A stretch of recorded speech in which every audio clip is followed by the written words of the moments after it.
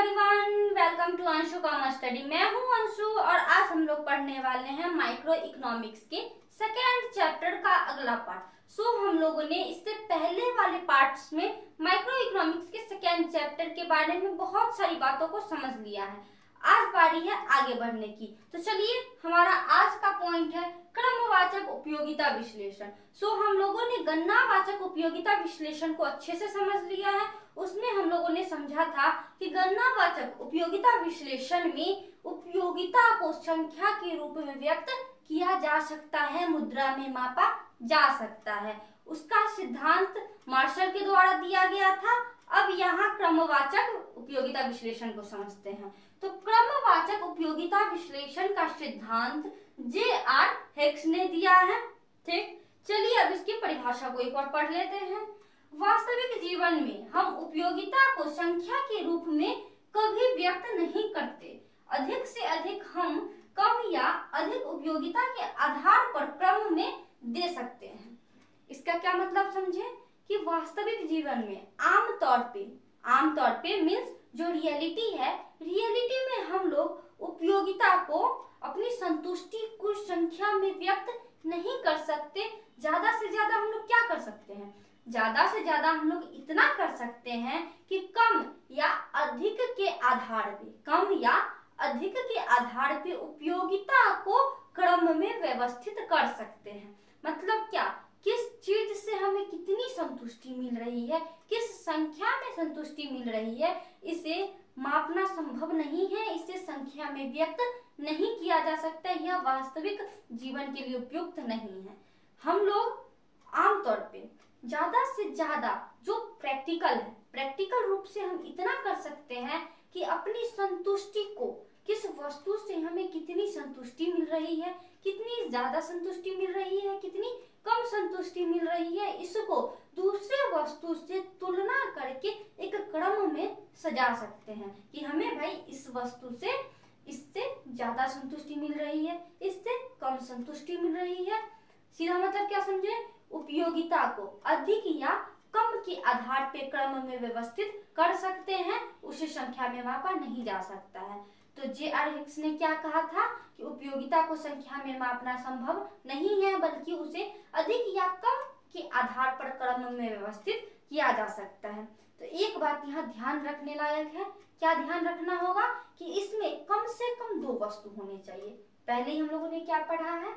अधिक से अधिक कम या अधिक उपयोगिता के आधार पे कम और ज्यादा हमें कब पता चलेगा कि हम जिसका सेवन कर रहे हैं उससे हम संतुष्ट हैं या नहीं हैं, अधिक संतुष्ट हैं या कम संतुष्ट हैं। हमें तभी पता चलेगा जब हम किसी दूसरी वस्तु का भी सेवन करेंगे। तो इसमें दो वस्तुओं का होना अति आवश्यक है। जब दो वस्तुएं होंगी तभी तो हम लोग तुलना करके बता सकते हैं कि हम इसमें ज्यादा संतुष्ट हैं और हम इसमें ज्यादा संतुष्ट नहीं हैं। तो इसमें कम से कम दो वस्तुओं का होना अनिवार्य है। चलिए, इसका एक छोटा सा फॉर्मूला है। इसमें इसका फॉर्मूला नहीं है, मतलब इसके अंतर्गत एक फॉर्मूला आता है। इस फॉर्मूला को समझने के बाद हम लोग उदासीनता वक्र को आसानी से समझ सकते हैं। तो हमारा अगला पॉइंट है सीमांत प्रतिस्थापन दर, मार्जिनल रेट ऑफ सब्स्टिट्यूशन। तो यहाँ पे इसे शॉर्टकट में MRS भी कहा जाता है। तो MRS लिख लिए। इसमें दो वस्तु का होना आवश्यक है। तो एक वस्तु X ले लिए और दूसरी वस्तु Y ले लिए। तो यहाँ पे सबसे ऊपर Y वस्तु की मात्रा में कमी। Y, जैसे ही हम लोग एक वस्तु का उपभोग बढ़ाएंगे तो दूसरी वस्तु का उपभोग खुद ब खुद घट जाएगा। जैसे ही एक का उपभोग कम करेंगे तो दूसरे का उपभोग बढ़ जाएगा। तो यहाँ पे वही है, Y वस्तु की मात्रा में कमी। Y वस्तु मतलब एक वस्तु की मात्रा में कमी और X वस्तु की मात्रा में वृद्धि और दूसरी वस्तु की मात्रा में वृद्धि का तुलना किया जाता है। तो सीमांत प्रतिस्थापन दर में MRS में हम लोग एक वस्तु को कम करते हैं और दूसरे वस्तु को अधिक करते हैं। यहाँ है ही प्रतिस्थापन मीन्स एक वस्तु के जगह पे दूसरे वस्तु को लाना। तो जिस वस्तु से हमें अधिक संतुष्टि मिल रही है उसको बढ़ा देंगे और जिस वस्तु से संतुष्टि कम मिल रही है उसे घटा देंगे। यही जो है यहाँ पे कम संतुष्टि मिल रही है वहाँ बहुत ज्यादा या फिर अधिक संतुष्टि मिलने वाले वस्तु से प्रतिस्थापित कर देंगे, एक्सचेंज कर देंगे। तो यहाँ पे एक वस्तु सबसे ऊपर जिस वस्तु में कमी हो रही है उस मात्रा को लिखेंगे और सबसे नीचे जिस वस्तु में वृद्धि हो रही है उस मात्रा को लिखेंगे। Means change of y by change of x। जिस वस्तु में वृद्धि हो रही है उसे नीचे और जिसमें कमी हो रही है उसे ऊपर। चलिए एक उदाहरण के द्वारा समझ लेते हैं। यहाँ पे 4 बिंदु ले लिए P, Q, R और S। तो यहाँ पे x, एक वस्तु x है और दूसरी वस्तु y है। x की मात्रा 1 ले लिए, y की मात्रा 15 ले लिए। यानी कि हमारे पास I तो सीमित है, तो उस सीमित I से हम लोग x वस्तु की 1 मात्रा ले सकते हैं और y वस्तु की 15 मात्रा ले सकते हैं। अब इसके आगे चलते हैं, इसको एक्सचेंज करते हैं, एक के जगह पे दूसरे को प्रतिस्थापित करते हैं। तो अब वस्तु x का 1 मात्रा बढ़ा दिए। पहले 1 मात्रा का उपभोग कर रहे थे, यूज कर रहे थे, अब दो मात्रा का उपयोग करेंगे। तो यहाँ पे हमारे पास I तो सीमित है, एक को बढ़ाए हैं तो दूसरा को घटाना पड़ेगा। तो x के बढ़ने के कारण हमारा y घट गया है। ठीक, अब इसके बाद 2 से 3 ये और घटेगा, 10 से 6 ये 3 से 4 तो ये भी और घटेगा, तो ये 6 से 3 पे चला गया। अब हम लोग MRS निकालेंगे, सीमांत प्रतिस्थापन दर निकालेंगे। तो हम लोगों ने क्या सीखा, सबसे ऊपर y में जो कमी हो रही है, y में जो कमी हो रही है, तो 15 से ऊपर तो कुछ है नहीं, तो यहाँ पता नहीं चल रहा है क्या कमी हो रही है, तो ये ऐसे ही रह गया। आगे बढ़ते हैं, तो यहाँ पे देखिए 15 से 10 पर आ गया है। ठीक, तो यहाँ वस्तु y जो है इसमें 5 की कमी हुई है, वस्तु y में 5 की कमी हुई है बटा वस्तु x की मात्रा में वृद्धि। तो यहाँ वस्तु x की मात्रा में 1 की वृद्धि हुई है। तो चलिए ये आ गया 5y बाय 1x।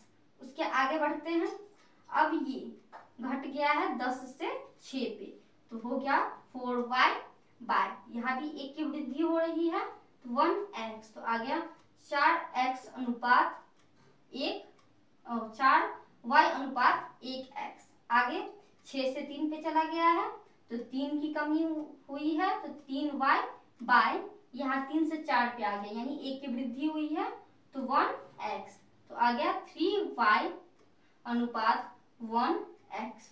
तो यहाँ पे हम लोगों ने इस चीज को समझा। चलिए अब इसे रेखा पे भी दर्शाते हैं।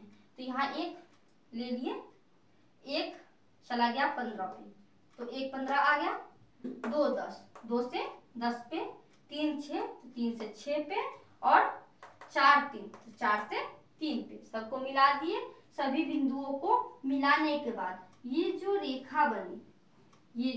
रेखा बनी है उसे ही उदासीनता वक्र कहा जाता है। सो हम लोग उदासीनता वक्र को अगले पार्ट में बहुत अच्छे से समझेंगे। यहाँ बस एक बात समझ लेते हैं, उदासीनता वक्र का ढलान मूल बिंदु की ओर उन्नतोदर इसीलिए होता है क्योंकि MRS घटती जा रही है। यहाँ पे 4 से मतलब 5 से 4, 4 से 3, 3 से 2, 2 से 1 ये घटती जाती है।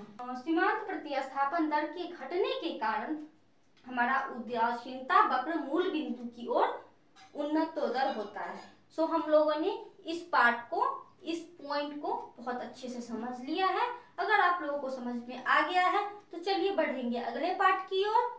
आज के लिए बस इतना ही, मिलते हैं अगले पार्ट में नए पॉइंट के साथ, नए टॉपिक के साथ। आज के लिए, अभी के लिए और इस पार्ट के लिए बस इतना ही। धन्यवाद।